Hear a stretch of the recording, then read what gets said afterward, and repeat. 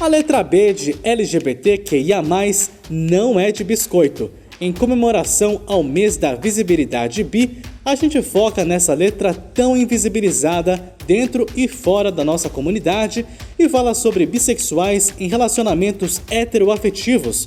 Quais são os desafios enfrentados para terem sua bissexualidade reconhecida? De que formas os estereótipos estão presentes e perpassam os relacionamentos de bissexuais? Dois casais fofíssimos contam pra gente as suas histórias. Eu sou o Bruno Nomura e este é o podcast Bendita Geni, seu exercício jornalístico de resistência, reflexão e amor.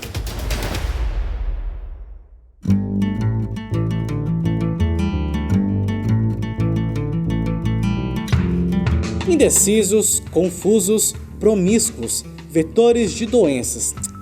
É só uma fase. É porque ele é gay ou porque ela é lésbica, mas não tem coragem de assumir, aí fala que é bi. Bissexualidade é um tema cercado de estereótipos preconceituosos, invisibilizado dentro e fora da comunidade LGBTQIA+, mas eles existem. Assim como a homossexualidade, a bissexualidade é uma das orientações sexuais. Existe hoje uma linha ainda não muito clara entre a bissexualidade e a pansexualidade. A gente não vai entrar nessa discussão, mas o Manifesto Bissexual, publicado lá em 1990, define a bissexualidade como a atração por homens e por mulheres, mas também por todo o espectro que está entre esses dois polos, ao contrário do que muitas vezes é dito pelo senso comum. Vou ler aqui um trecho do manifesto. Bissexualidade é um todo, uma identidade fluida. Não presuma que a bissexualidade é naturalmente binária ou poligâmica, que nós temos dois lados ou que precisamos nos envolver simultaneamente com ambos os gêneros para nos sentirmos seres humanos completos. Na verdade, não presuma que existam apenas dois gêneros. Não confundam a nossa fluidez como confusão, irresponsabilidade ou incapacidade de assumir compromissos. Não equiparem promiscuidade, infidelidade ou comportamentos sexuais inseguros à bissexualidade. Nada deve ser presumido sobre a sexualidade de ninguém, incluindo a sua. 3 décadas de existência do manifesto e, infelizmente, parece que o texto foi escrito no presente, porque os estereótipos sobre a bissexualidade continuam os mesmos. No dia 23 de setembro é comemorado o Dia da Visibilidade Bissexual. A data é celebrada internacionalmente e foi estabelecida depois da mobilização de ativistas norte-americanos que observaram a necessidade de trazer visibilidade à letra B. Daí a data foi exportada para o mundo inteiro, inclusive para cá. Neste episódio, então, a gente dedica a discussão exclusivamente a essa parte da comunidade, afunilando ainda em casais formados por bissexuais, mas que estão em relacionamentos heteroafetivos, ou seja, entre um homem e uma mulher. A gente começa essa conversa com a Beatriz Alves, de 19 anos, e o Lucas Vida, de 21. Ambos são estudantes universitários, moram em São Paulo, capital, e oficializaram o namoro há 3 anos.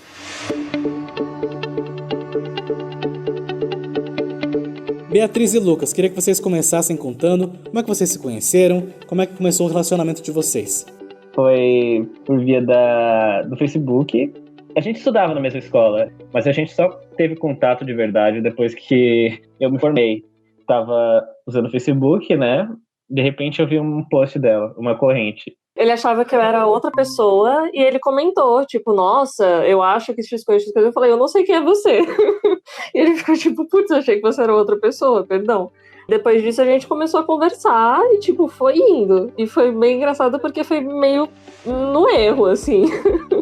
Beatriz, você que comentou que já teve tanto relacionamento hétero quanto homoafetivo, como é que a bissexualidade atravessou esses relacionamentos seus?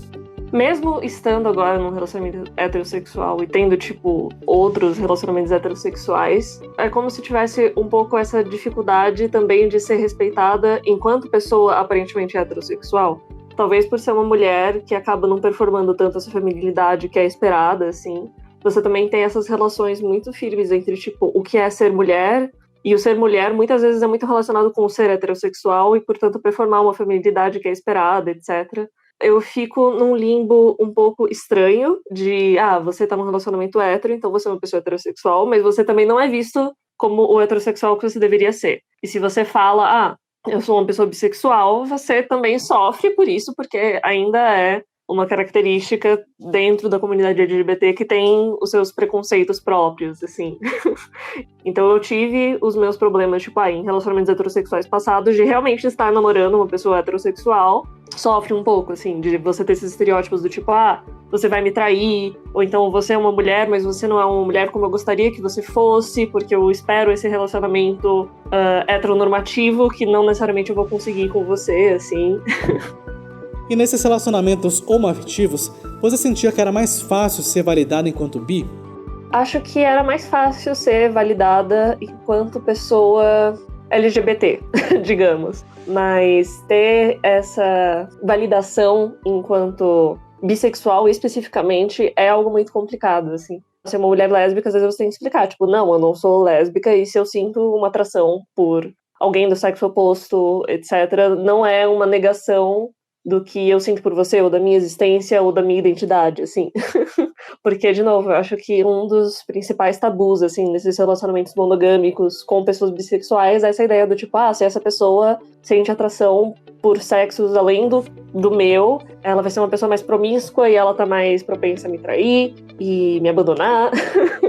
Eu, particularmente, levei bastante tempo pra me entender enquanto gay, mas olhando pra trás, hoje eu sei que eu via meus meninos, ou pelo menos alguns deles, de uma forma diferente, que não era exatamente uma atração, mas talvez fosse algo parecido com isso. Vocês também enxergam isso na trajetória de vocês?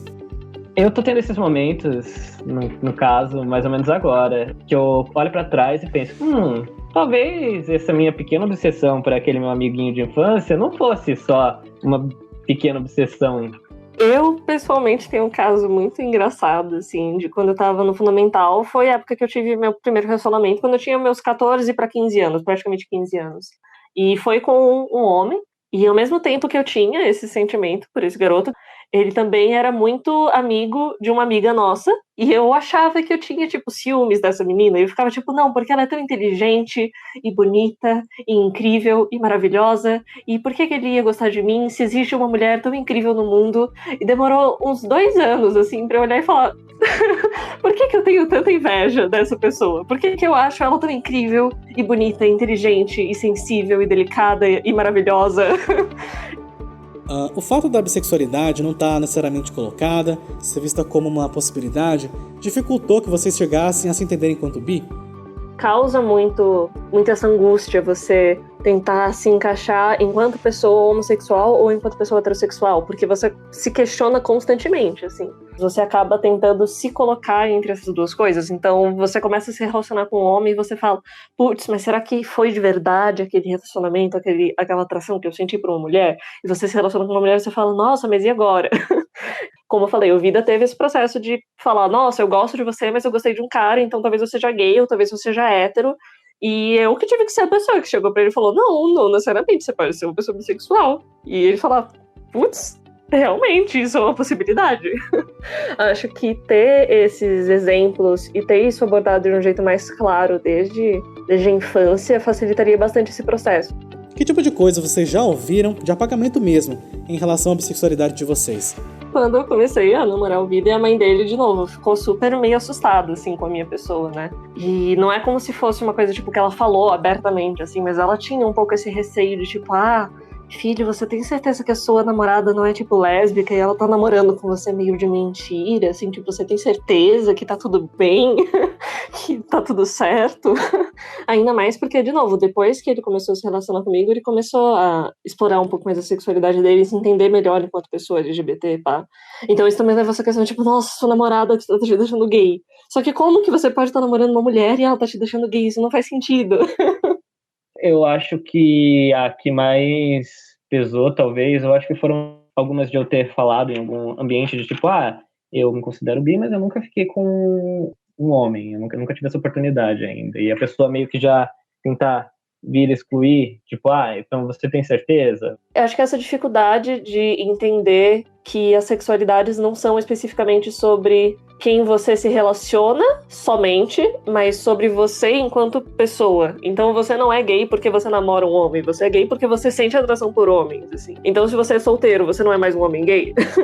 Se você nunca teve um relacionamento homoafetivo porque você é jovem ou porque você não teve essa oportunidade, isso nega a sua identidade. Tem muita gente que acha que a vivência de bissexuais é mais confortável, especialmente como no caso de vocês, que vocês têm um relacionamento heteroafetivo. Ainda assim, vocês reivindicam esse lugar de bissexuais. Por quê? Eu entendo essa necessidade de me posicionar enquanto pessoa bissexual, mesmo no relacionamento heteroafetivo, porque eu sinto que a minha bissexualidade afeta as minhas relações, mesmo quando elas são heteroafetivas, e também quando elas são homoafetivas, assim, como eu falei, foram coisas que me afetaram, assim, me relacionando com mulheres e homens foram coisas que tiveram que ser discutidas e abordadas, e que afetaram a minha trajetória, assim.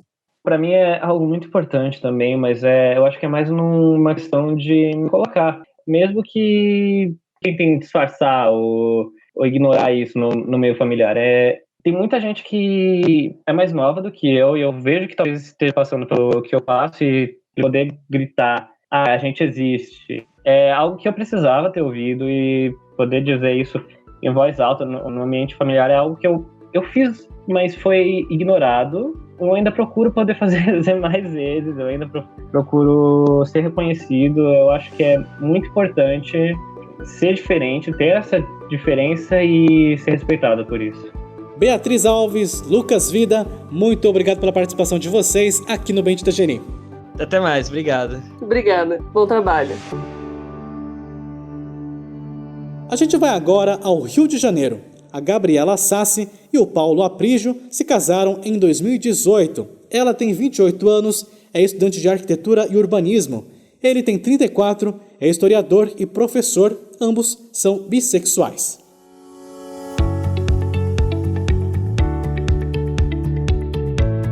Paulo e Gabriela, queria que vocês começassem contando como é que vocês se conheceram, como é que começou o relacionamento de vocês. A gente se conheceu na escola, mas em situações distintas. A Gabriela estava fazendo pré-vestibular num lugar onde eu dava aula.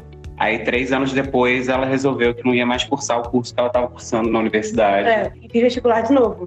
Voltei para o mesmo lugar e resolvi mandar mensagem para alguns professores para poder saber onde eles estavam na vida. Que eram pessoas queridas e eu queria saber. E aí, daí que eu não estava mais dando aula lá. E daí que ela me chamou para conversar, mas tomar um chopp, assim, uma coisa descompromissada.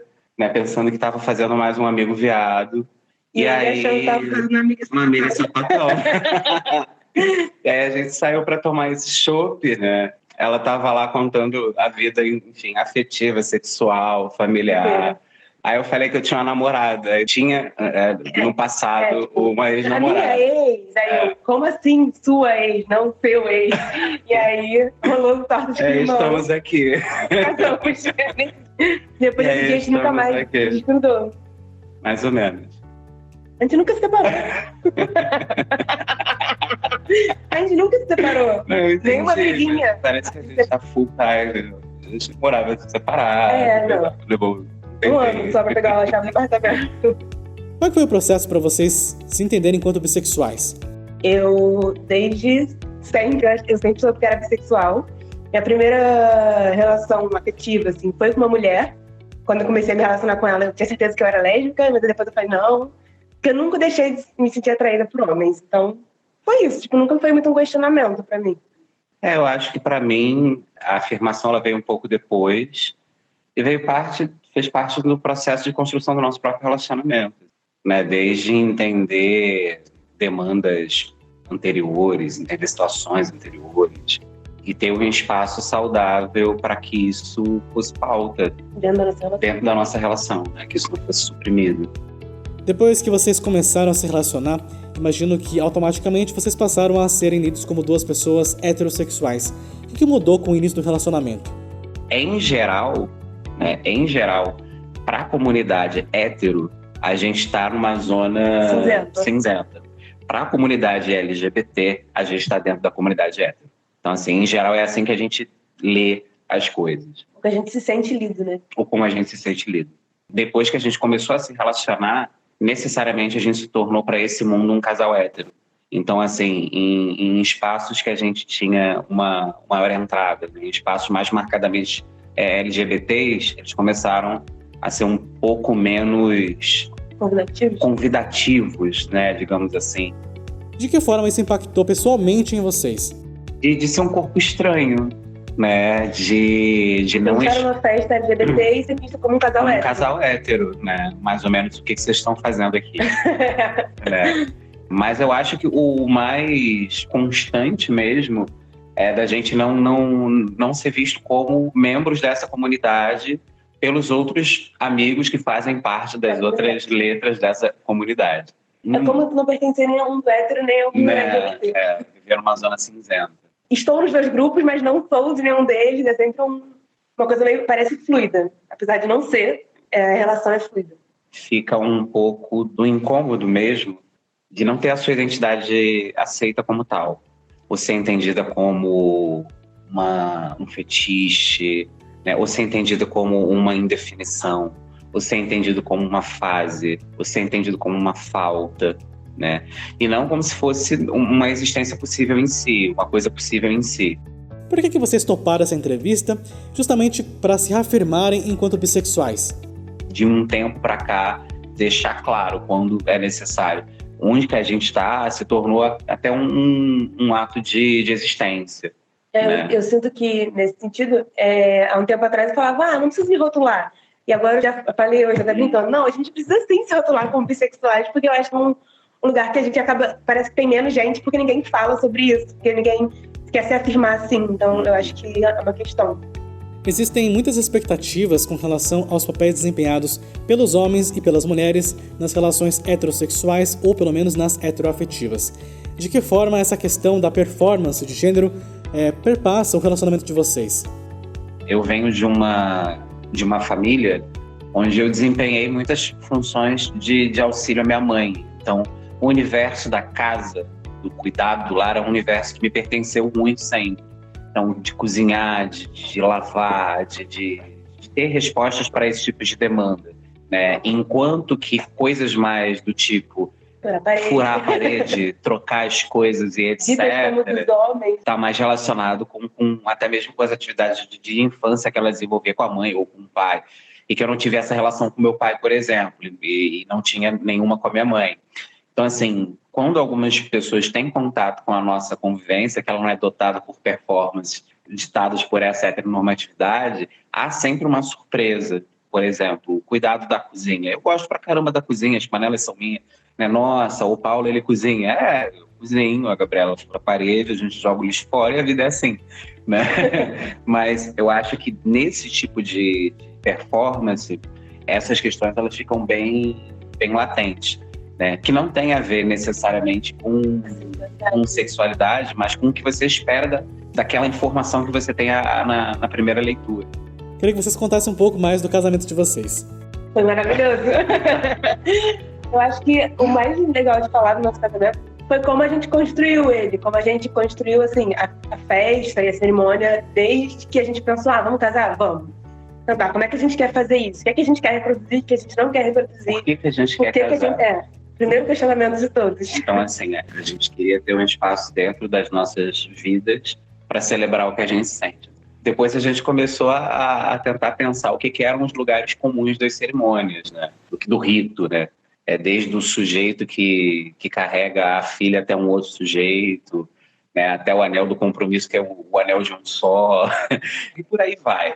E aí eu acho que a gente veio ritualizando isso internamente, quebrando estigmas, assim. Pesquisando mesmo, entendendo como é que tá... Como é que esse rito foi construído para eu poder fazer diferente. Poder desconstruir ele. Poder desconstruir ele. Gabriela me pediu em casamento, ninguém levou ninguém na cerimônia. Gabriela foi jogar o buquê, jogou para mim, e aí eu joguei na mão de um casal gay, entende? A gente teve vários momentos em que a gente quis trazer essa marca. Acho que é importante a gente falar que o Paulo ficou responsável por toda a cerimônia. Foi surpresa pra mim, assim, eu não sabia que música eu ia entrar, eu não sabia nada do que ia tocar na cerimônia, que normalmente é um lugar muito voltado à mulher, né? E deu certo, né? O caldo engrossou e foi bom.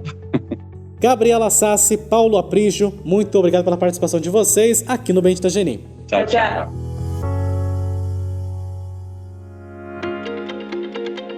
E nós ficamos por aqui. Bendita Geni é um projeto de jornalismo independente voltado à comunidade LGBTQIA+. Novos episódios às terças, quintas e sábados. Fazemos parte da rede LGBT Podcasters. Conheça outros podcasts do Vale em lgbtpodcasters.com.br. Este episódio contou com produção e edição minhas, @Bruno_Nomura. Produção também do Arthur Anhango. Agradecimentos especiais a Débora Oliveira. Siga a gente nas redes sociais, estamos no Instagram, Facebook, Twitter e LinkedIn. Assine nossa newsletter e receba os principais fatos do universo LGBTQIA+, da semana, direto no seu WhatsApp ou Telegram, tudo de graça, benditageni.com. Acha este projeto importante? Gosta do nosso conteúdo? Com valores a partir de R$10, você ajuda a manter este projeto vivo. Instruções também no benditageni.com. Seu exercício jornalístico de resistência, reflexão e amor fica por aqui. Muito amor e até mais!